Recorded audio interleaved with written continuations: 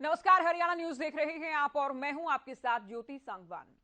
साल की शुरुआत के साथ ही हरियाणा में सियासी सरगर्मियां शिखर पर हैं। 2024 के चुनाव से पहले चूंकि 2023 सभी दलों के लिए निर्णायक साबित होने वाला के बेहद निर्णायक ही साल माना जा रहा है, सभी दल अपने अपने मुद्दों के साथ जनता के बीच जा रहे हैं। इसी कवायद में हरियाणा के सीएम मनोहर लाल ने साल की पहली प्रेस वार्ता की, मीडिया से बातचीत की। कई मुद्दों को लेकर उनकी ओर से जानकारियां दी गई तो कई मुद्दों को लेकर विपक्ष पर भी उनकी ओर से पलटवार किया गया है। मुख्य तौर पर चूंकि हरियाणा में बेरोजगारी के मुद्दे को लेकर विपक्ष सरकार को घेर रहा है, विपक्ष के आरोपों पर सीएम की ओर से तीखा पलटवार किया गया है। साथ ही आगामी दिनों में सरकार की प्राथमिकताएं क्या होंगी, विकास कार्यों को कैसे रफ्तार दी जाएगी, विकास का रोडमैप क्या रहेगा, इसे लेकर भी बात की गई है। तो चर्चा हम करने वाले हैं कि क्या 2024 से पहले 2023 में साल भर, चूंकि शुरुआत तो ये कहती है कि साल भर सभी दल कहीं ना कहीं इलेक्शन मोड में नजर आएंगे, तो क्या कुछ कहा गया कि सीएम की ओर से मुख्य तौर पर। सबसे पहले सुनवाते हैं आपको। जैसा 5 चीजें हमेशा मैं चर्चा करता हूँ, 5S: शिक्षा, स्वास्थ्य, सुरक्षा, स्वावलंबन और स्वाभिमान। तो इन पांचों चीजों में उनको कैसे बूस्ट मिले। शिक्षा के नाते हम लोगों ने बहुत से विद्यालय पहले जो बढ़ाए थे, बढ़ाने के बाद शिक्षा का स्तर अच्छा करने के लिए बहुत से काम किए। अध्यापकों को भी ठीक भर्ती उसकी वहां होकर के शिक्षा अच्छी मिले। अध्यापकों की जो कमी है उसको हम पूरा कर रहे हैं, चाहे वो भर्ती के नाते, चाहे HKRN के नाते। नए प्रकार के स्कूल, संस्कृति मॉडल स्कूल, ये भी हम नए शुरू किए हैं। अगर कुछ गरीब बच्चे प्राइवेट स्कूलों में पढ़ना चाहते हैं तो उनकी चिराग योजना के अंतर्गत उनकी फीस देने की बात भी हमने शुरू की है। अभी पिछले 1 वर्ष से सब स्कूलों में डुअल डेस्क की व्यवस्था और वहाँ इंफ्रास्ट्रक्चर के नाते जो जो कमियां हैं वो सब पूरी कर रहे हैं। अब स्वास्थ्य के बारे में जो विचार करते हैं तो प्रधानमंत्री जी ने भी एक योजना जो आयुष्मान भारत तय की थी, जिसके अंतर्गत हर परिवार का 5 लाख रुपए तक का स्वास्थ्य बीमा ये किया गया। बहुत से लाभ उसका लोग लाभ उठा रहे थे, लेकिन उस संख्या को बढ़ाया गया है चिरायु योजना के नाम से, और ये संख्या 29 लाख परिवार अर्थात 1.25 करोड़ आबादी, उसको ये लाभ पूरा मिलेगा। तो बेरोजगारी वास्तव में जो CMI और ये सारा बार बार मैं कह चुका हूं, अपनी ओर से ही कह रहा हूं कि हमेशा कभी 28% तो कभी 35% तो कभी 32%। एक समय ऐसा भी था जब 2017 में इन्होंने 2% भी कहा था कि हरियाणा में बेरोजगारी दर 2% है। अब कब 2 हो जाती है और कब एक ही महीने के बाद 38 से और 27 पर आ जाती है। नहीं, CMI की बात भी हम आपके माध्यम से जनता को बताते हैं, और जनता अगर समझ जाए कि CMI वाला जो विषय है ये एक प्रकार का वो गलत बोलते हैं और हर बार बोलते हैं और बड़े बड़े नेताओं से बुलवाते हैं, ये जनता को समझना जरूरी है। तो मैं 2014 से लेकर इस समय तक जो प्राइवेट इंडस्ट्री है, खास करके MSME, 50,000 से ज्यादा इंडस्ट्री हमारी लगी है, और इसके अंदर जो टोटल रोजगार और स्वरोजगार 8 साल में 33 लाख और 6,000 लोग इनको रोजगार मिला है। अब ये 33 लाख 6,000 सारे एकदम फ्रेशर होंगे ऐसा नहीं है, हो सकता है इसमें से कुछ ऐसे भी हो एक जगह छोड़ के दूसरी जगह गए हो, उसमें छोड़ने वाला नहीं लिखा जाता, जो नया जुड़ जाता है वो है। उद्योग में 12.5 लाख है, स्टार्टअप इंडिया स्कीम में 4,000 है, स्टैंड अप इंडिया में 4,000 है, प्रधानमंत्री मुद्रा योजना में जिन्होंने लोन लिया है 16,85,000 लोग हैं। लोन लिया है तो काम के लिए लिया होगा, कोई घर के लिए तो नहीं लिया, इसलिए ये भी स्वरोजगार में आए हैं। प्रधानमंत्री स्वनिधि में 38,000 लोग। अब ये कौन है जो रेडी खड़ी खोमचे वाले, 38,000 वो लोग हैं। सी की अटैचमेंट के लगभग 30,000 तो रिक्वेशन डिपार्टमेंट के पास आ गई है, 6,000 पुलिस की है, 36,000, और उस समय तक 1,000-2,000 बढ़ जाएगी। तो इस प्रकार से लगभग 36 और 40 के बीच में ये नौकरियां ग्रुप सी की अगले TGT के अलग है, हाँ TGT के अलग है, बिल्कुल ठीक है। तो 36 और 43 इसी साल में जाएंगे। ग्रुप सी के इस पात्रता में से वो अगला जो रिजल्ट है उसी में से यानी परीक्षा हो जाएगी। फिर है ग्रुप डी। ग्रुप डी की भी एडवर्टाइजमेंट कभी भी निकल सकती है, क्योंकि उसमें रिक्वेशन लगभग सबकी जा चुकी है। हम चाहते हैं कि ग्रुप सी की नौकरियां घोषित होने के बाद और ग्रुप डी का CET हो। देखिए, हरियाणा सरकार दावा करती है कि पिछले 8 साल में हरियाणा की किसी भी सरकार के मुकाबले रिकॉर्ड 1 लाख से अधिक सरकारी नौकरियां दी गई हैं। प्राइवेट नौकरियों को लेकर भी सीएम विस्तार से जानकारी दे रहे थे। उद्योग को लेकर भी बात की है। आने वाले साल में नौकरियों को लेकर क्या कुछ रोड मैप रहने वाला है, ये भी जानकारी दी गई। एक बड़ा ऐलान भी किया गया है। तो वहीं विपक्ष बार बार देखिए बेरोजगारी को लेकर सरकार को घेरता है। ऐसे में चर्चा हम करेंगे कि क्या साल भर युवाओं की रोजगार की बेरोजगारी की बात होती रहेगी और क्या ये बड़ा मुद्दा आने वाले साल में साबित होने वाला है। क्योंकि 2024 से पहले हमने पहले भी जिक्र किया कि 2023 सभी दलों के लिए बेहद अहम साबित होने वाला है। चलिए, खास पैनल हमारे साथ है। विधु रावल जी, प्रवक्ता बीजेपी, हमारे साथ जुड़े हैं चर्चा में। कांग्रेस प्रवक्ता केसी भाटिया जी चर्चा में साथ रहेंगे। इनेलो से पक्ष रखने के लिए विजेंद्र रेड्डू जी हमारे साथ हैं और वरिष्ठ पत्रकार राजकुमार सिंह जी चर्चा में जुड़ गए हैं। स्वागत है आप सभी का। शुरुआत विधु रावल जी आपसे। देखिए, विपक्ष तो हालांकि मैं शुरुआत में क्लियर कर दूं कि सीएम की प्रेस वार्ता के दौरान जो अहम बिंदु रहे उन पर हम चर्चा करेंगे, लेकिन बेरोजगारी को लेकर विपक्ष बार बार सरकार को घेरता है। सीएम की ओर से भी आंकड़े पेश किए गए। आप लोग भी बार बार कहते हैं 1 लाख से अधिक सरकारी नौकरी दी गई और 50,000 के करीब अभी सरकारी नौकरियां दी जाएंगी। तो कैसे विपक्ष के इन आरोपों को देखते हैं जब कहा जाता है कि हरियाणा में बेरोजगारी चरम पर है?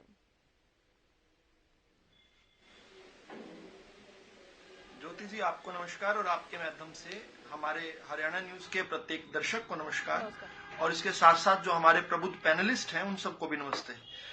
देखिए, आप थोड़ा सा कंफ्यूज हो रही हैं। विपक्ष अपनी बेरोजगारी की बात कर रहा है और उसकी बेरोजगारी केवल हरियाणा प्रदेश में ही नहीं है, पूरे देश के अंदर विपक्ष को देश की प्रदेश की जनता ने बेरोजगार कर दिया है। वो अपनी बेरोजगारी पर किस प्रकार से फूट कर रो रहा है, ये बात उसकी है। बढ़ते भारत की तरफ या उभरते हुए हरियाणा की तरफ उसका कोई ध्यान नहीं है या उसके ऊपर कोई उसका चिंतन नहीं है, ना उसकी शिकायत है। ये तो सीधे सीधे जो है भाजपा की जो सरकारें हैं, गरीब कल्याण की सरकारें हैं। निश्चित तौर पर हमने जिस प्रकार से भी काम किया है, चाहे केंद्र में भी किया हो, हमारी हर योजना की केंद्र बिंदु में पंक्ति में खड़ा अंतिम व्यक्ति, उसके उदय यानी अंत्योदय को हमने मंत्र मानकर, अपने जीवन का एक लक्ष्य मानकर हमने काम किया है। लोगों के जीवन में सुखी जीवन किस प्रकार से हो, उनका जीवन सुगम कैसे बने, समृद्ध कैसे हो लोग, इसके ऊपर हमने निरंतर काम किया है।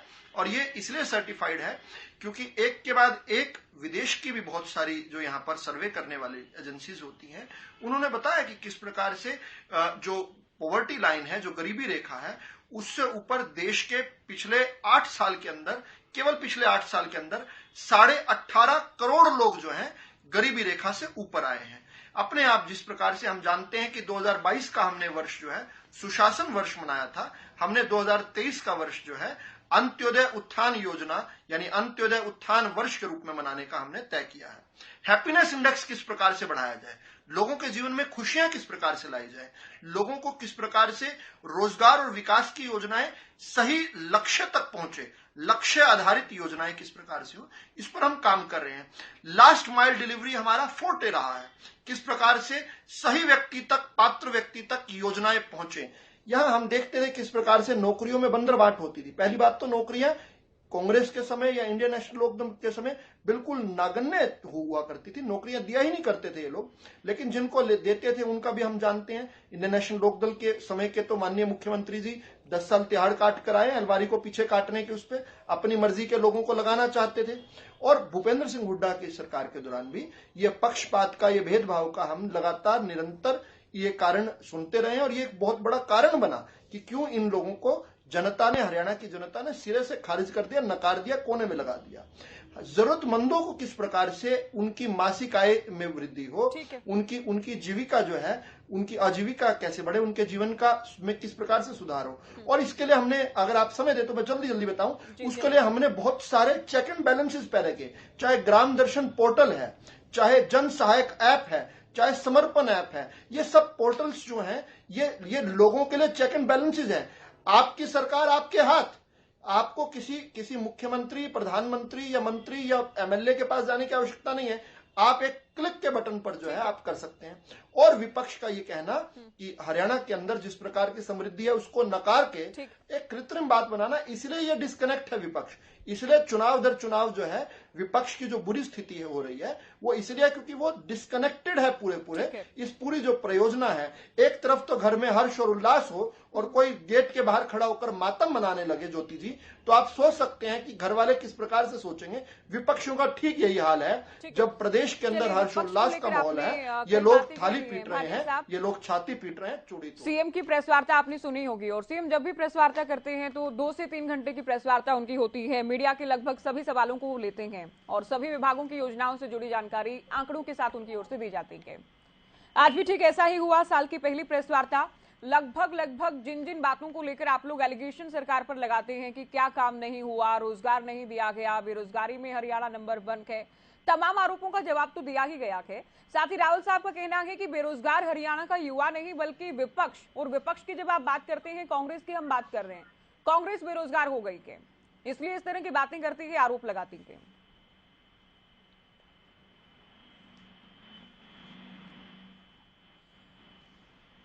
हेलो जी भाटिया जी, आवाज मिल रही है आपको?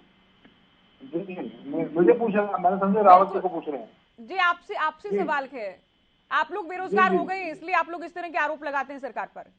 जी देखिए ये जुमलों की बातें करना छोड़ दें सर। आज जो प्रेस कॉन्फ्रेंस मुख्यमंत्री जी ने की है उसमें उन्होंने क्या कहा है कि हमने इतने 29,000 कितने राशन कार्ड बना दिए और इतने जना लोगों को ये पीटी का जो है वो उसका ढिंढोरा पीट रहे थे। ये अपनी जो है ना एक एडवर्टाइजमेंट कर रहे थे, ना कि सरकार के कामों को गिनवा रहे थे। क्या कांग्रेस की सरकार के क्या राशन कार्ड नहीं थे? क्या लोगों को राशन नहीं मिलता था? पीपीएम नहीं बने थे? आज इन्होंने क्या किया कि ये सारा पोर्टल का घोषणा दिखाकर इन लोगों ने क्या किया कि लोगों के राशन कार्ड काट दिए, लोगों के ये जो ना पीले कार्ड जो बनाए थे वो काट दिए, और लोग ये जो इसका पर्सनल डाटा का ये लोगों को कह रहे हैं, ये इन्होंने लोगों के नाम काट के किसी को आय के आधार पर, किसी को किसी और आधार पर लोग जो ना लाखों की संख्या में लोग हर जिले में घूम रहे हैं कि हमारे नाम काट दिए गए। तो ये किस तरह और शिकायत पूरे, अरे 2 महीने से, पिछले 3 महीने से लोग कह रहे हैं कि हमारे नाम काट दिए गए, बजाय उसका हल करने के प्रेस कॉन्फ्रेंस करके कहने के 15 दिन में हल कर दिया जाएगा। पिछले में आपने क्यों किया? तो जो लोग अपनी शिकायतें लेकर घूम रहे हैं, कोई भी अधिकारी सुनने को तैयार नहीं है। हर अधिकारी ये कहते हैं कि पोर्टल से पूछो। पोर्टल में सारी बात का जवाब नहीं होता। जिसका नाम काट दिया, किस वजह से काट दिया गया, उस बात को वो पोर्टल थोड़ा सुनेगा उस बात को। तो इस तरह से ये बजाय लोगों की समस्याओं का हल करने के, लोगों को सहूलियतें देने के, लोगों का मूर्ख बना रहे हैं ये लोग। नहीं, 12 लाख तो नहीं देखिए कार्ड बनाए गए हैं। आप लोगों पर आरोप ये लगाती है बीजेपी या फिर सरकार की आप लोग गुमराह कर रहे हैं जनता को। एक नंबर, सीएम भी नंबर का जिक्र कर रहे थे कि आप फोन करें, आप बताएं, आप शिकायत दें, 15 दिन के भीतर समाधान होगा। और जिन लोगों के कार्ड कटे हैं, जिन लोगों के कार्ड काटे गए हैं, वो या तो उनकी आय अधिक हो गई थी या वो इनकम टैक्स भी फाइल कर रहे थे, क्या उसके बावजूद भी उन्हें माना जाए, उनको रखा जाए उसी दायरे में? आय का इनके पास कोई फार्मूला नहीं है, कोई क्राइटेरियन है। जिसकी मर्जी इनके चाहे पन्ना प्रमुख कह लो, इनके जो बीजेपी के, जिसका मर्जी राशन, इनकम टैक्स बनवा दें। ये पूरी धांधली चल रही है। लोग विधवाएं रोती फिर रही हैं, लोग रोते फिर रहे हैं कि हमें हमारा नाम काट दिया गया। अच्छा। तो ये कहते हैं आज इन्होंने भरोसा दिया है कि 15 दिन के अंदर हर एक समस्या का, इनको पता है समस्या है, इनको पता है कि लाखों लोगों के नाम कट रहे हैं उसमें, लेकिन वो आश्वासन दिया मुख्यमंत्री जी ने कि 15 दिन में कोई शिकायत नहीं रहेगी। तो 15 दिन कोई दूर नहीं है, ये भी देख लेते हैं इनका कि 15 दिन में किस तरह से ये समस्याओं को हल करेंगे, किस तरह के जिनके नाम कट गए उनके नामों को जोड़ेंगे। इनकम का कोई इनके पास क्राइटेरिया, जिसकी मर्जी इतनी इनकम ये दिखा दे। विजेंद्र रेड्डी जी, सीएम को आपने भी सुना होगा और हमने भी उनकी 4 मुख्य बातों पर बाइट भी हमने सुनवाई है, उनकी बाइट्स आपने सुनी। रोजगार को लेकर प्रमुख तौर पर सीएम ने बात की, कैसे कैसे हरियाणा के युवाओं को अब तक रोजगार दिया गया है, आने वाले साल की क्या रणनीति है और क्या रोड मैप रहने वाला है। युवाओं के लिए कम से कम अच्छी खबर मानेंगे कि सरकार 50,000 भर्तियां निकालने वाली है या नौकरी देने वाली है? ज्योति जी, देखिए, हर कोई सरकार अपनी बात को ऊपर रखने की कोशिश करती है और हर कोई सरकार ये दिखाना चाहती है जनता को कि हमने बहुत अच्छे काम किए। ये सरकार के मंत्री, सरकार के कार्यकर्ता, सरकार के प्रवक्ता लोग ऐसा काम करते हैं। लेकिन जब सरकार का मुखिया स्वयं मुख्यमंत्री इस तरह की बात कहता है तो उनको सच्चे आंकड़े प्रस्तुत करने चाहिए। अच्छा। और ये बहुत ही अजीब लगा मुझे जब मुख्यमंत्री ही झूठे आंकड़े पेश कर रहे हैं प्रेस कॉन्फ्रेंस में, नए साल की पहली प्रेस कॉन्फ्रेंस, और उसी प्रेस कॉन्फ्रेंस में झूठे आंकड़े जब मुख्यमंत्री प्रस्तुत करता है तो उस प्रदेश का भला कैसे होगा, मुझे ये बताइए। आप ये भी बता दें, अभी सीटेट की परीक्षा हुई थी, आंकड़े क्या क्या आप वो बता दें। हाँ, मैं बता रहा हूँ। किसके हवाले से आप इन आंकड़ों को सही बताते हैं, अपने वाले आंकड़ों को ये भी आप क्लियर करें। आप सुनेंगे तो मैं जरूर बताऊंगा। बताइए। आप मुझे टाइम देंगे तो जरूर बताऊंगा। देखिए, अभी सीईटी की परीक्षा हुई थी जिसमें लगभग 11 लाख लोगों ने अप्लाई किया था और उन्होंने कहा था कि इसमें जो टॉप के 50% प्लस के आएंगे उनको हम रोजगार देने का काम करेंगे। और अब इन्होंने कह दिया कि हम जो है ना 40,000 को लेने का काम करें। जिस प्रदेश में सीईटी टेस्ट के लिए ग्रुप सी और डी पहले कंबाइन रखा था, बाद में सरकार ने कह दिया हम डी का अलग से लेने का काम करेंगे और ये सी ग्रुप का ही होगा। ये आप मेरे से ज्यादा आपको इस बात की जानकारी है। लेकिन जब एक ग्रुप सी के लिए 11 लाख अप्लाई करते हैं लोग और फिर कहते हैं इसमें से हम 40,000 लेंगे और हम मुख्यमंत्री जी कहते हैं कि हमने 8 साल में 1 लाख नौकरी देने का काम किया। अरे भाई, 1 लाख नौकरी देते तो 11 लाख ग्रुप सी के लिए अप्लाई नहीं करते हरियाणा प्रदेश में। इन्होंने हर लिहाज से, ज्योति जी, आप मेरी बात को अगर सही मानो तो हर लिहाज से देश को, प्रदेश को लूटने का काम किया है। जो लोग ग्रुप बी में है, अगर ग्रुप सी के लिए कभी आवेदन करना होगा तो वो लोग जो पहले से नौकरी कर रहे हैं वो भी करेंगे उसमें। जो ग्रुप सी में है, कभी ग्रुप बी में करने का मौका मिला वो भी करेंगे। तो जितने लोग आवेदन करते हैं वो लोग बेरोजगार हैं क्या, ये भी सीएम ने पूछा के वो सभी लोग बेरोजगार नहीं हो सकते। हाँ, वो बेरोजगार हैं। अच्छा। क्योंकि वो बिल्कुल बेरोजगार हैं। जिस प्रकार से मुख्यमंत्री जी ने आज की प्रेस कॉन्फ्रेंस में कहा कि 16 लाख लोगों ने लोन ले लिया, उन्होंने अपना रोजगार ही किया होगा, उन्होंने भी अपना क्या सरकार ने उनको रोजगार देने का काम किया। इस तरह के आंकड़ों को मैं बोल रहा हूं, ये झूठे आंकड़े प्रस्तुत किए जा रहे हैं। अगर किसी ने लोन लेकर के अपना रोजगार शुरू किया तो उसमें सरकार का क्या लेना देना है। यदि कोई रेहड़ी लगा करके अपना घर चला रहा है तो उसमें सरकार का क्या लेना देना है। अब शिक्षा की बात अभी कही मुख्यमंत्री जी ने, 5S की बात की यहाँ पर कि हम 5S के फॉर्मूले पर काम कर रहे हैं। और सबसे पहले आपने सुनाया शिक्षा के बारे में, उन्होंने कहा शिक्षा में आज 40,000 पद खाली हैं ज्योति जी। लगभग 171 कॉलेजों में से 150 कॉलेजों में प्रिंसिपल नहीं है, प्रोफेसर नहीं है, और फिर वो बोलते हैं हम शिक्षा की व्यवस्था कर रहे हैं। स्वास्थ्य की वो बात कर रहे हैं। 2020 में कोरोना लागू हुआ था, तब स्वयं विधानसभा सत्र के पटल के ऊपर शिक्षा मंत्री ने ये बात रखने का काम किया था। 12,000 हमारे पास पोस्टें खाली है स्वास्थ्य विभाग में, उनमें से केवल 800 पोस्ट लगाने का काम किया, उनमें से भी कुछ ने ज्वाइन नहीं किया। और फिर कहते हैं स्वास्थ्य का हमारा प्रबंधन अच्छा है। बेरोजगारी में हिंदुस्तान में हरियाणा नंबर 1 पर है। वो सीएमआई के आंकड़े को झूठा बताने का काम करते हैं, 37% वो दिखा रहे हैं। और अभी हमारे विधु रावल जी ने बताया कि हैप्पीनेस इंडेक्स, फला इंडेक्स। अरे भाई, बेरोजगारी में और भूखमरी में वार्ड में नंबर 1 पर है इंडिया। ये सेंट्रल आंकड़ों को यहाँ रखने का काम कर रहे हैं। हैप्पीनेस इंडेक्स में हरियाणा सबसे पीछे है हिंदुस्तान में। कौन से इंडेक्स में आप आगे आ रहे हैं? चलिए, ये अलग अलग रिपोर्ट है। और दूसरी बात आप लोग नहीं मानते, किसी रिपोर्ट को सरकार नहीं मानती। लेकिन आपने एक बात कही कि लोन देना, इजीली अगर किसी को लोन मिल जाता है ना, ऋण मिल जाता है कम ब्याज पर या पहले नहीं मिलते थे लोन, ये भी पहले नहीं मिलते थे लोन, आज ही नहीं ये अंत्योदय के तहत सरकार मेले भी लगा रही है, लोगों को आसानी से लोन मिले, इसके लिए प्रयास भी किया जा रहा है। छोटे उद्योग आगे आए या लोग उद्योगों से जुड़ पाए, अपना काम कर पाए, स्वावलंबी लोग बने, इस पर जोर दिया जा रहा है, जो कि सीएम की ओर से कहा गया। राजकुमार जी, आपके पास आए क्या पहले लोन नहीं मिलते रावल साहब, पहले उद्योग नहीं बनते थे। विधु रावल जी, झूठे आंकड़े पेश किए हैं सीएम ने, इनेलो का आरोप, आप संक्षेप में बताइएगा क्योंकि उसके बाद राजकुमार जी के पास भी जाना है। जी, मैं बड़े संक्षेप में बोलूंगा क्योंकि दूसरी पारी आप मुझे फिर से देंगे। ये मैं वही कह रहा था कि जब किसी के घर में हर्ष और उल्लास हो और बाहर दरवाजे पर कोई मातम मनाने लग जाए तो उनका क्या हाल होता है मातम मनाने वालों का, ठीक विपक्ष वालों का यही हाल है। क्या कोई हरियाणा का वासी कोई ये मान लेगा कि हरियाणा के अंदर भुखमरी है? क्या मैं आपसे पूछता हूं, देखिए मैं एक ग्रामीण पृष्ठभूमि का व्यक्ति हूं, गांव के अंदर रहता हूं, गांव और गरीब की बात करता हूं, उसी की राजनीति करता हूं, लेकिन क्या कोई गांव में रहने वाला ये कह देगा कि भुखमरी है? ठीक है, आप ये कह सकते हैं कि स्थिति और बेहतर होनी चाहिए। आप जब इतने अप्रत्याशित बातें कहते हैं तो नहीं। दूसरा, इंडियन नेशनल लोकदल कहती है कि जो सरकारी नौकरी है उसी को नौकरी माना जाए, यानी 1 लाख हम सरकारी नौकरी जो हमने दी है, यानी वो चाहते हैं कि 2,65,00,000 जो प्रदेश की जनसंख्या है, या अब 75 हो गई है, ये चाहते हैं कि उसको ही केवल सारी सरकारी नौकरी के तहत आए। क्या इनकी सरकार के समय जब 6200 लोगों को केवल नौकरी मिली थी, 6 साल में 6200 नौकरियां, केवल 6200 नौकरियां, उनमें से भी कौन से वो 3206 वो जिनको अलमारी से पीछे से काटकर उन्होंने जिनके पात्र लोगों के चूल्हे बुझा दिए।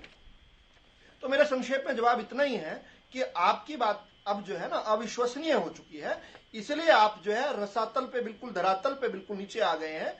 आपको आपका फर्श पर पहुंचने का कारण यही है। एक समय आप राज क्या करते थे, 5-5 बार आपकी सरकार रही, आज केवल एक विधायक है। ये झूठ बोलना बंद कर दोगे तो ठीक हो जाएगा।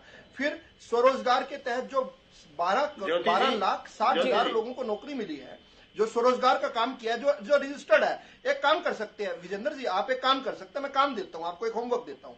ये जो 12,60,000 लोग हैं, इनका आपको डाटा उपलब्ध करवाता हूं।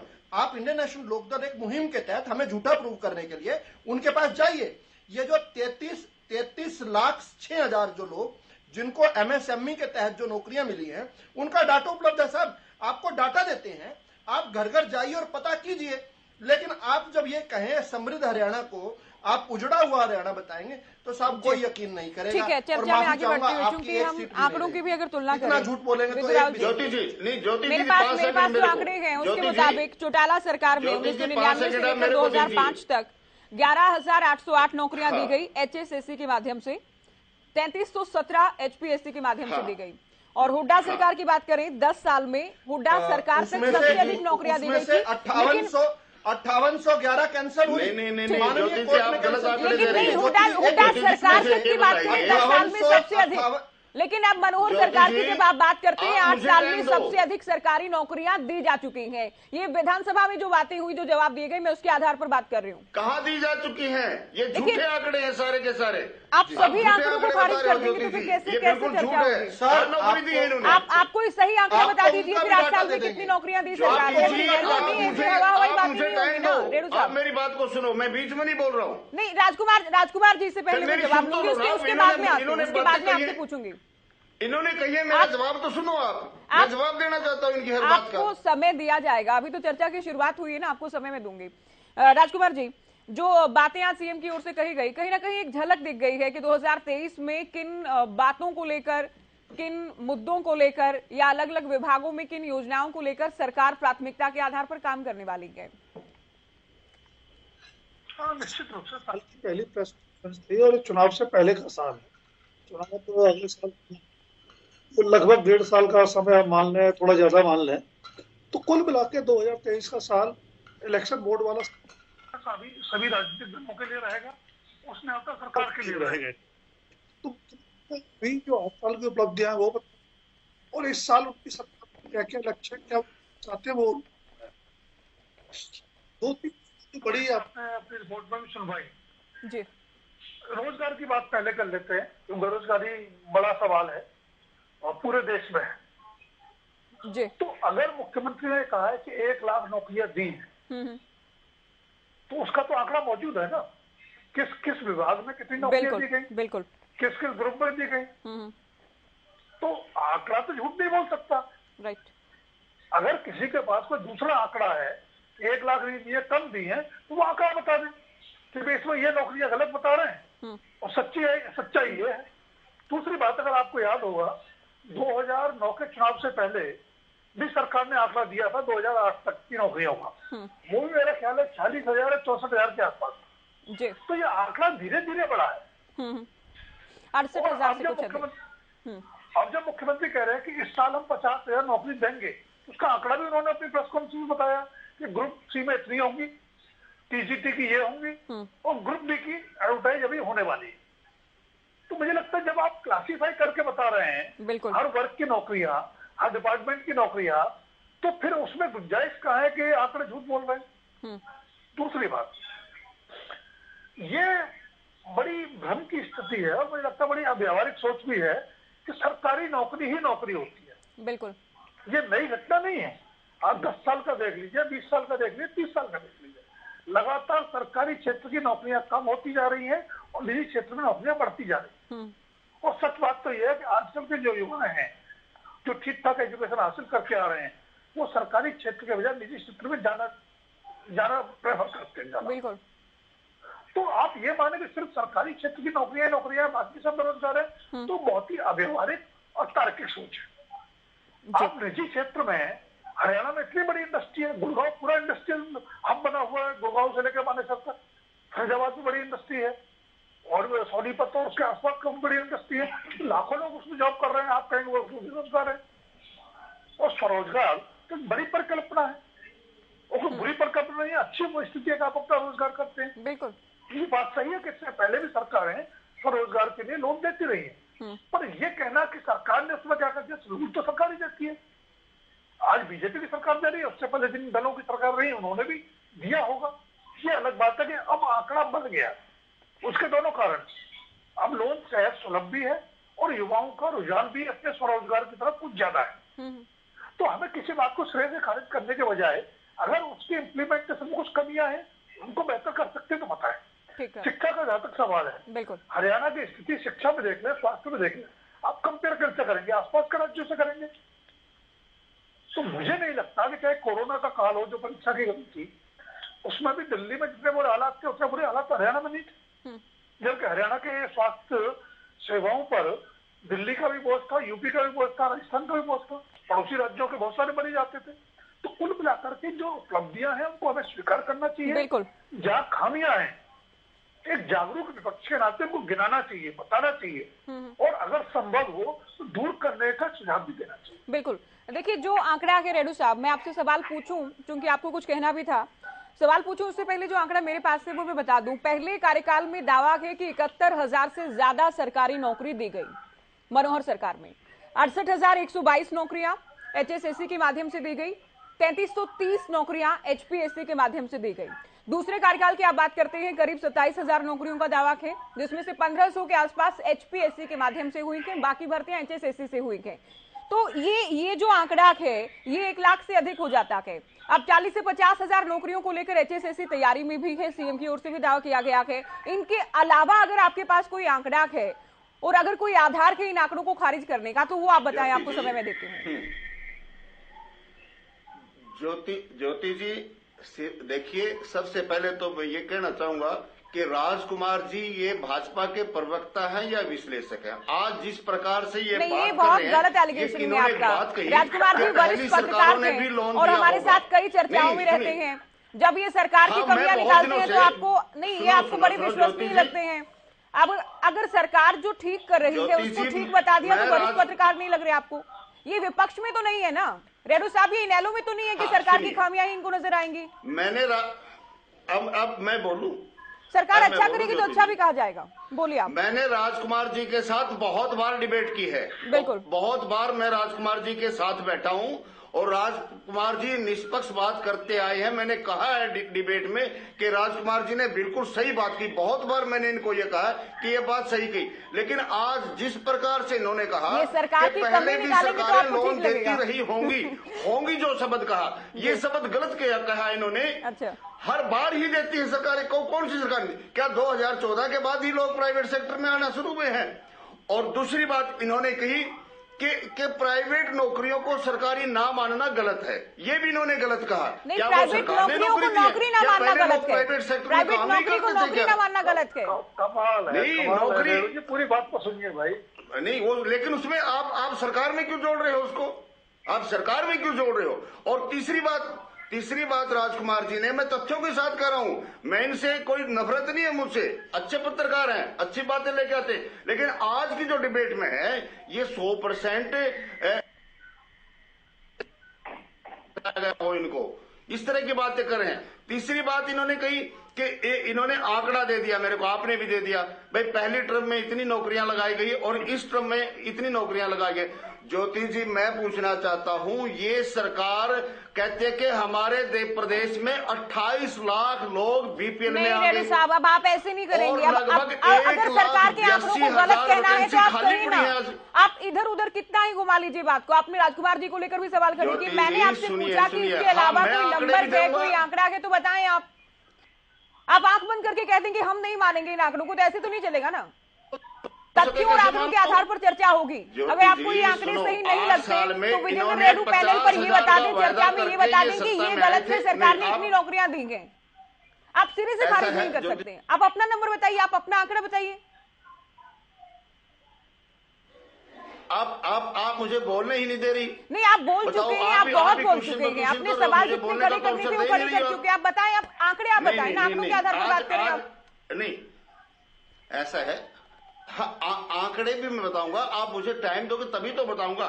ये जितने आंकड़े आपने दिए हैं, सरकार ने 50,000 प्रति वर्ष रोजगार देने का काम किया था।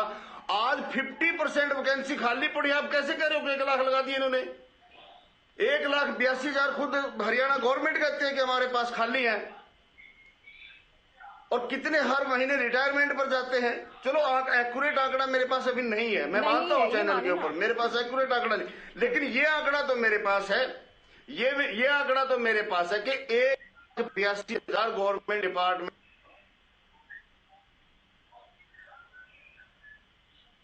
बताने का काम किया है। चलिए, आपकी आवाज 28 लाख परिवार बीपीएल है प्रदेश में। ठीक है, आपकी बात मैंने सुनी। और कांग्रेस प्रवक्ता भाटिया साहब हमारे साथ हैं। भाटिया साहब, जिस रिपोर्ट का आप लोग बार बार दावा करते हैं, उस रिपोर्ट को सरकार मानती ही नहीं, तो फिर ये कह देना कि हर तीसरा युवा हरियाणा का बेरोजगार है या फिर हरियाणा बेरोजगारी में चैंपियन है, तो ये बातें इन पर जनता कैसे यकीन करे? जिस बात का आप लोग जिक्र करते हैं, जिस रिपोर्ट का आप लोग दावा करते हैं, उसे कांग्रेस की रिपोर्ट कह दिया जाता है। जी देखिए, हमारी रिपोर्ट तो ये है कि हमारे नेता चौधरी भूपेंद्र सिंह हुड्डा जी, जो नेता प्रतिपक्ष हैं, भूतपूर्व मुख्यमंत्री रहे हैं, वो समय समय पर ये बात कहते रहे हैं, आप भी कह रहे हैं कि स्कूलों में चले जाओ तो अध्यापक नहीं है, इसमें कोई झूठ नहीं है। अगर अस्पताल में चले जाओ तो डॉक्टर नहीं है, नर्सें नहीं है। अगर दफ्तर में चले जाओ तो कर्मचारी नहीं है। 1,82,000 वैकेंसियां हैं सरकारी दफ्तरों के अंदर। और जो ये जो आंकड़ा है 36% बेरोजगारी है, हरियाणा टॉप पे है। तो ये बातें कोई झूठी बातें नहीं है। मुख्यमंत्री जी कह रहे हैं मैंने इतने लाख नौकरियां दे दी, पता नहीं किस हिसाब से कह रहे हैं। उनको श्वेत पत्र जारी करना चाहिए, कहाँ पे सरकारी नौकरियां उन्होंने दी। और अब ये कह रहे हैं कि 40 से 50,000 नौकरियां हम देंगे, हर साल देंगे।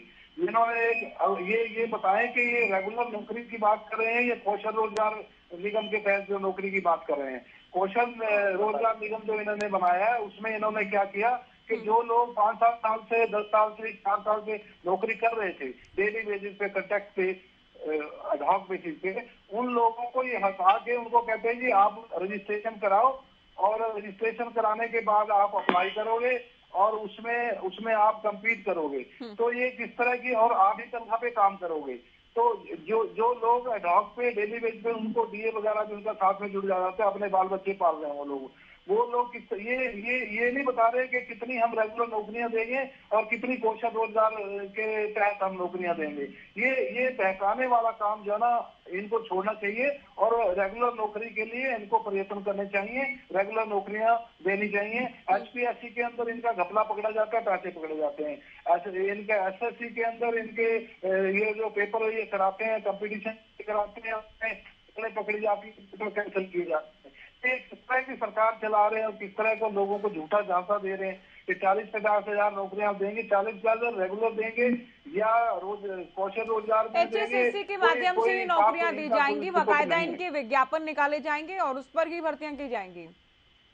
नहीं, ये कौशल रोजगार भी अपने आप में एक छलावा है। कौशल रोजगार निगम को लेकर तो सरकार विधानसभा में, अगर आपने सुना हो, रावल साहब बैठे बता पाएंगे कि जब तक पक्की या सरकारी नौकरी नहीं मिलती तब तक के लिए भर्तियां की जाती हैं, जब तक नहीं हो जाती। चूंकि सरकारी भर्तियों में, बाकी राहुल जी बेहतर बता पाएंगे इस बात को, ये आरोप आपने सुने राहुल जी। एक तो आंकड़ों को लेकर रेड्डी साहब का कहना है कि कहां इतनी नौकरियां दे दी गई, बेरोजगारी तो अभी भी है, अलग अलग विभागों में पद खाली पड़े हैं। बार बार विपक्ष एक आंकड़ा ये देता है कि 1,82,000 सृजित पद हैं जिन पर भर्तियां नहीं हुई हैं, और जिन नौकरियों का सीएम दावा कर रहे हैं, बात कर रहे हैं, क्या वो पक्की होंगी? ये आंकड़ा ठीक है,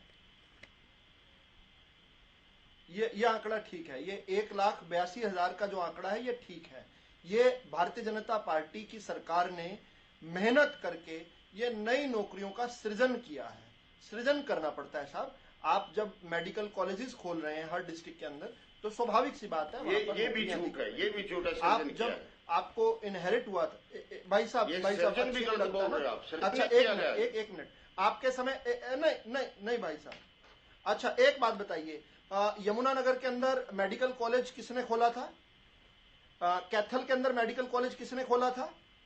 करनाल के अंदर कल्पना चावला मेडिकल कॉलेज किसने फंक्शनल किया?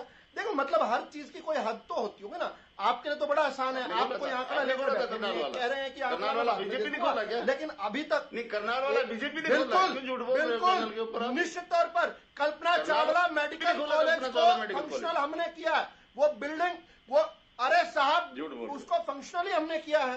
क्या बात कर रहे हैं ऑपरेशन? लेकिन खैर, अरे आप पता, चलो हरियाणा में मेडिकल कॉलेज फंक्शनल हो चुके हैं, जो पहले के वही फंक्शनल नहीं है। मेडिकल में क्या है? कहाँ, कौन से मेडिकल में क्या है? कहाँ पर सुविधा है? स्टाफ नहीं है, दवाइयाँ नहीं है, शोर मचाए, शोर नर्सिंग स्टाफ नहीं है, शोर मचाए, क्या है? कुछ भी नहीं भाई। और 70 तरह की समस्या, आप कौन से फंक्शनल करोगे भाई? आप तो नॉन फंक्शनल, ये आपकी सीटें नहीं है। कांग्रेस ने बनाई यूनिवर्सिटियां, कांग्रेस की सरकार में बनाई।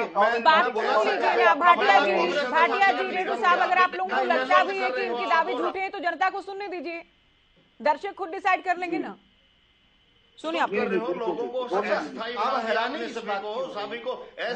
हैरानी शुरू कर दी, सरकारी नौकरियां खत्म कर दी आप लोगों ने सारी की सारी। भाई इतनी तकलीफ आपकी, आपको ऐसे सत्ता नहीं मिल सकती, सत्ता नहीं मिलेगी, ऐसे झूठ बोलने से सत्ता नहीं मिलेगी। मैं बता रहा हूँ, इसके लिए बड़ा अथक प्रयास करना पड़ता है, और कोई बहुत बड़ा आशीर्वाद रहा होगा भारतीय जनता पार्टी। बात कहो आप अपनी बात। भारतीय जनता पार्टी के पास कोई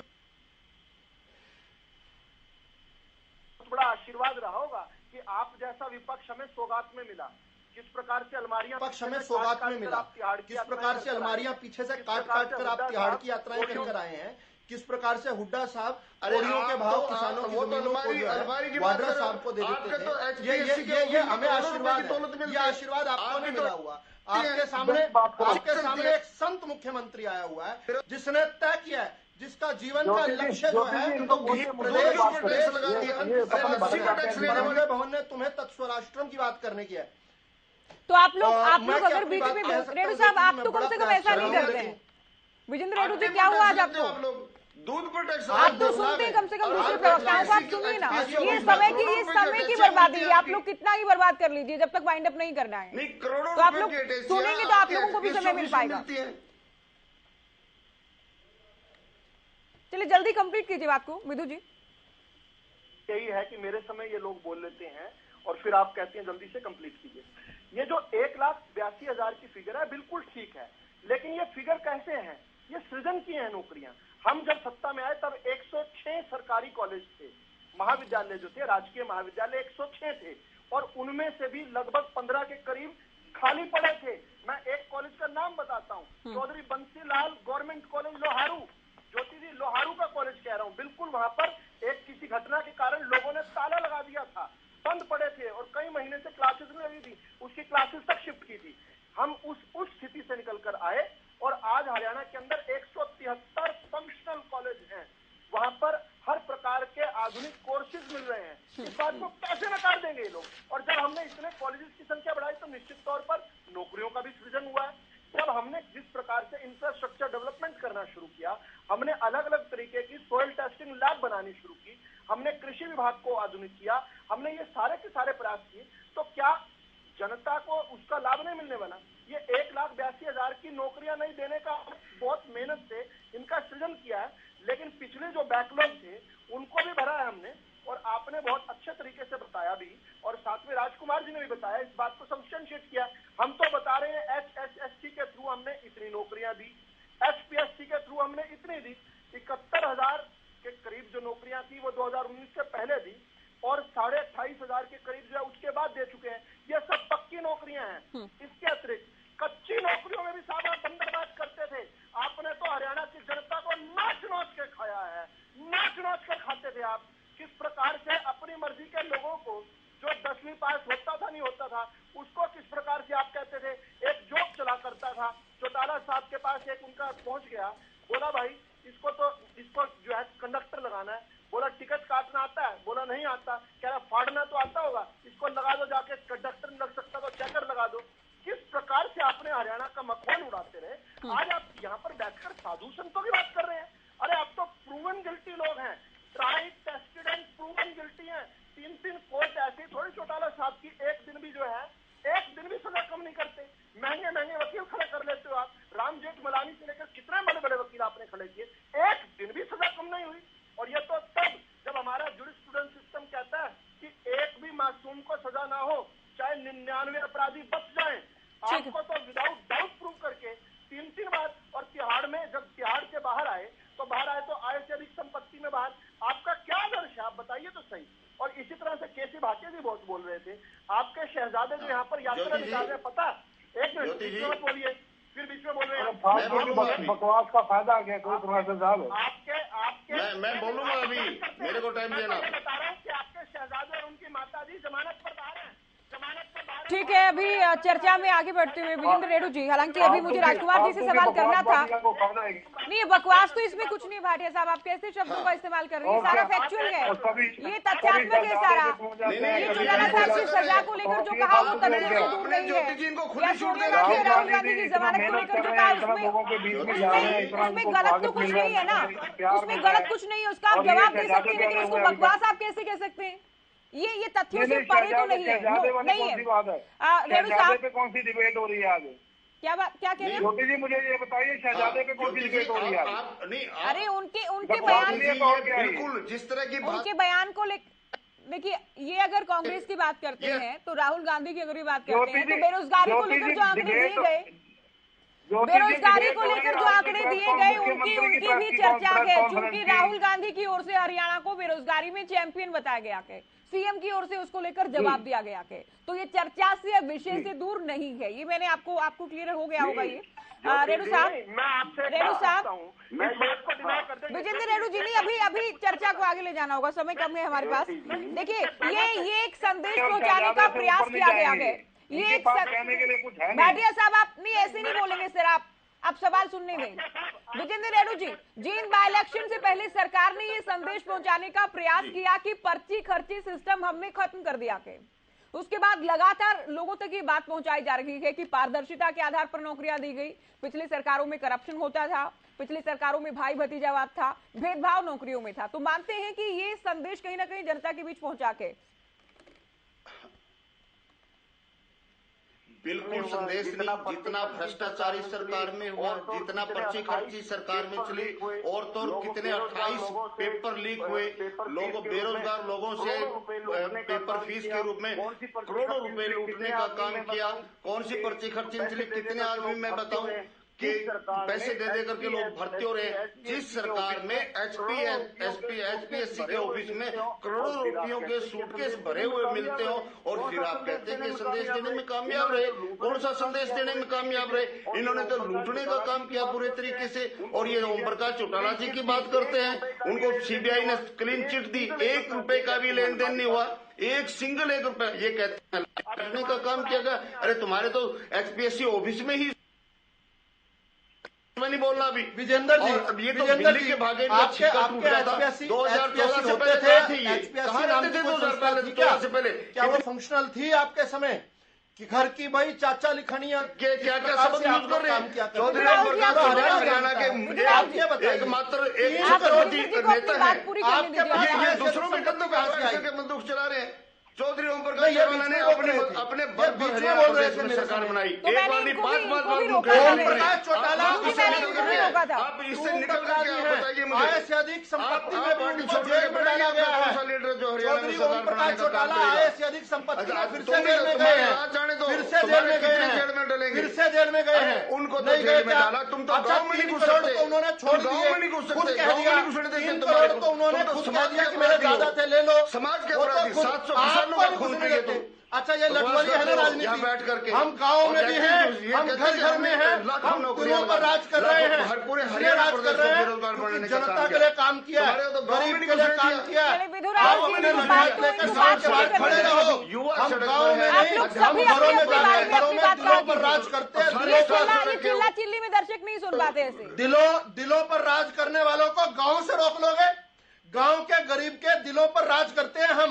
आप लठे खड़े करके गांव से हमें रोक लोगे? की जनता को तभी तो इस लूटने का प्रकार की काम कर रहे हैं। परिस्थिति होती है। इतनी चलिए दर्शक वोट आए थे सुन पा रहे हैं आदमपुर अपने। में, के लिए काम आदमपुर कर में रहे हैं। कितने वोट आए थे? विधुराज जी, बड़ौदा में कितने रुकिए, वोट आए रुकिए, थे? आप दोनों रुकिए। कितने वोट आए थे? राजकुमार जी, बताओ तो सही। क्या विधानसभा में 2024 कितनी सीटें हैं? ठीक है, विधानसभा में विधु कितनी जी, सीटें हैं? बताओ तो सही। आप लठे दम पर राजनीति करने वाले लोग हमें गाँव में नहीं रहकर दर्शक नहीं सुन पा रहे हैं ऐसे। आप लोग कितना भी शोर करें, विधुराज जी, हम गरीबों के दिलों पर राज करते हैं, गरीब कल्याण के लिए अपनी सरकारें समर्पित दोनों हैं। को म्यूट किया जाए, विद्यार्थी को। 40 लाख राजकुमार जी, अभी जिस तरह की बातें हैं, तो क्या आपको लगता है कि बेरोजगारी, रोजगार, साथ ही रुकिए, अभी आप सुनिए विजेंद्र रेड्डी जी, क्या ये बड़ा मुद्दा, चुनावी मुद्दा रहेगा हरियाणा में?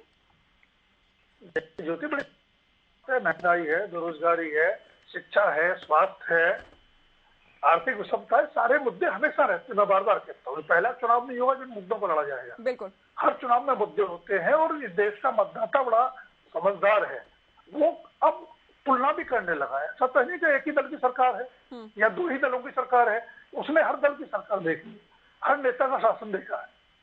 तो इसमें 2 राय नहीं है कि महंगाई है, बेरोजगारी है, लेकिन क्या पहली बार है और क्या सरकार अपनी सामर्थ्य के अनुसार उसको एड्रेस करने की कोशिश नहीं कर रही है? अगर भाजपा का दावा सही है, सरकार के आंकड़े सही है, तो 2009 में उसको उनको प्रतिफल मिला, सरकार रिपीट हुई। अगर अब आंकड़े सही होंगे, सरकार की नीयत सही होगी, परिणाम सही होंगे, 2024 में जनता फैसला करेगी। और यही बात बाकी दलों पर लागू होती है। मैं सिर्फ ये कह रहा हूं कि चाहे चैनल की डिबेट हो या मंच की बात हो, आप आंकड़े जो भी बोल रहे हैं, जनता जिस पर भरोसा करेगी उसके हिसाब से फैसला करेगी। बिल्कुल।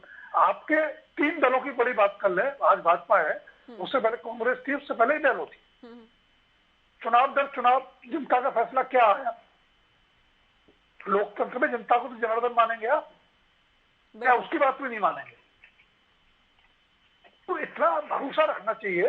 मैं बार बार कहता हूँ, विपक्ष की अपनी भूमिका है, आप उस भूमिका को जिम्मेदारी से निभाएं तो लोकतंत्र में रचनात्मक योगदान दे पाएंगे। सिर्फ सरकार को गाली देते रहेंगे, हर सही गलत काम पे आंख बंद करके रिजेक्ट करते रहेंगे, तो आप अपनी भूमिका के साथ भी न्याय नहीं करेंगे, लोकतंत्र के साथ भी नहीं करेंगे और देश और प्रदेश के साथ भी नहीं करेंगे।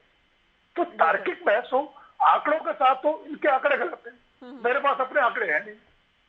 बिल्कुल। फिर क्या बात हुई? ये तो ना, बात तो ये है कि अगर आपको सामने वाले के आंकड़े गलत लगते हैं तो आप अपने अपनी आंकड़े दो ना। विश्वसनीयता बनाए रखने के लिए आप अपने आंकड़े सही आंकड़े मैंने बताइए। बार बार पूछा आज डिबेट में ये। अच्छा भाटिया साहब, आखिरी सवाल आपसे जी। हुड्डा साहब भी बार बार ये कहते हैं कि पोर्टल की सरकार है, पोर्टल से चलती है सरकार, और हरियाणा के सीएम इसे उपलब्धि के तौर पर पेश करते हैं कि अगर हम पोर्टल से चलते हैं, आज भी जिक्र किया, तो पारदर्शिता हम लेकर आते हैं, इसमें विपक्ष को क्यों परेशानी है? इसकी परेशानी कोई नहीं है किसी बात की। ये कंप्यूटराइजेशन कोई आज का नहीं है, ये राजीव गांधी जी के समय कंप्यूटराइजेशन का जिस तरह से इन्होंने छाती पीट के विरोध किया था पार्लियामेंट के अंदर, लोकसभा के अंदर, तो वो आप फल आ रहा है कि स्क्रीन में कंप्यूटराइजेशन है, हर स्क्रीन में एक तरह से काम हो रहा है। तो ऐसे में ये पोर्टल करके वो बात करते हैं, पोर्टल के साथ साथ जो सरकार के चुने नुमाइंदे हैं उनके पास लोग शिकायतें लेके आते हैं, उनको भी सुनना चाहिए। जिन लोगों के राशन कार्ड कट गए, जिनके पीपीएल कार्ड कट गए और लोगों को राशन नहीं मिल रहा, ऐसे लोगों की भी बात सुननी चाहिए, उनकी बात कोर्ट के लिए बनेगा। नहीं है जो उनकी शिकायतों को कैच कर लेगा। वो शिकायतें तो जो प्रतिनिधि हैं, जो पार्टी के बीजेपी के जो वर्कर हैं वो जाके बताते हैं समस्याओं को। ठीक है। वो विपक्ष के विदु भी रावल लोग जी, आपका आखिरी बातों कमेंट, को और आपसे बताते हैं। मैं दरअसल मैं आपसे एक जवाब जी। चाहूंगी। ठीक है, सीएम की ओर से भी आंकड़े बताए गए कि मैंने खुद भी तमाम आंकड़ों को सामने रखा है, लेकिन जितने हरियाणा में बेरोजगार हैं, क्या कभी सरकार को या बीजेपी को लगता है कि अब तक जो रोजगार दिए गए हैं वो नाकाफी तो हैं? भले ही हम लगातार काम कर रहे हैं, लेकिन ये काफी नहीं है। बिल्कुल नाकाफी है, बिल्कुल नाकाफी है। और ज्यादा काम करेंगे, और ज्यादा दिन दुगनी चार चौगुनी तरक्की हरियाणा के लिए काम करेंगे। और मैं अपने दोनों जो वरिष्ठ हमारे प्रवक्ता यहाँ पर बैठे हैं उनके साथ आज कटु चर्चा हो गई, बहस हो गई। मैं अपने दो शेरों के साथ जो है अपनी बात पूरी करूंगा। पहली तो बात यह है कि इनके पांव के नीचे जमीन नहीं है। हरियाणा प्रदेश की जनता हर चुनाव दर चुनाव बता रही है कि इनके पांव के नीचे जमीन नहीं है, इनके पांव के नीचे जमीन नहीं है। लेकिन कमाल यह है कि इनको यकीन नहीं है। और दूसरा, आपने आंकड़ों की बात कही, आंकड़े दर आंकड़े आपने बताए, तो इनके पास आंकड़े ये तो कह रहे हैं कि गलत है, लेकिन कोई इनके पास काउंटर आंकड़ा नहीं है, अपना आंकड़ा नहीं है। बस मन से कह रहे हैं ये तो हो ही नहीं सकता, इतना काम तो भाजपा कर ही नहीं सकती, इतना काम तो कर ही नहीं। हम क्या किया करते थे, ये क्या कर रही है। तो दूसरा मेरा शेर है, जरूरत हुई तो हकीकत को मोड़ देंगे, जरूरत हुई तो हकीकत को मोड़ देंगे। वो मगरूर हैं खुद की समझ पर बेइंतहा, वो मगरूर हैं खुद की समझ पर बेइंतहा। उन्हें आईना मत दिखाओ, आईना मत दिखाओ, मत तिहाड़ बताओ बार बार। वो आईने को भी तोड़ देंगे, कहेंगे कि चार लठैत खड़े कर देंगे। गांव के गरीब के दिल में बसने वाली भाजपा को गांव में घुसने से रोक देंगे, चार लठैत खड़े कर देंगे। लेकिन माफ करना, गुंडों की सरकारें जा चुकी हैं, उनका जमाना जा चुका है। आज गरीब की सरकार है, आज भाजपा की सरकार है। आज मेरा देश बढ़ रहा है, आगे निकल रहा है, और ये भाजपा की सरकार के होते हुए विषय जो हम लेकर चले थे उस पर हमने सार्थक एक चर्चा करने का प्रयास तो किया कि अब जिन मुद्दों की बात हो रही है, जिसको लेकर दावा किया जा रहा है या फिर जिसको लेकर एलिगेशन लगाए जा रहे हैं, क्या ये चुनावी मुद्दे साबित होने वाले हैं? क्योंकि 2024 से पहले सभी दलों के लिए चुनावी और राजनीतिक लिहाज से 2023 बेहद अहम साबित होने वाला है। सभी का शुक्रिया, आप लोगों ने वक्त दिया, चर्चा में हमारे साथ रहे। तो सीएम की प्रेस वार्ता को लेकर और विपक्ष के आरोपों को लेकर चर्चा की। फिलहाल दीजिए इजाजत, नमस्कार।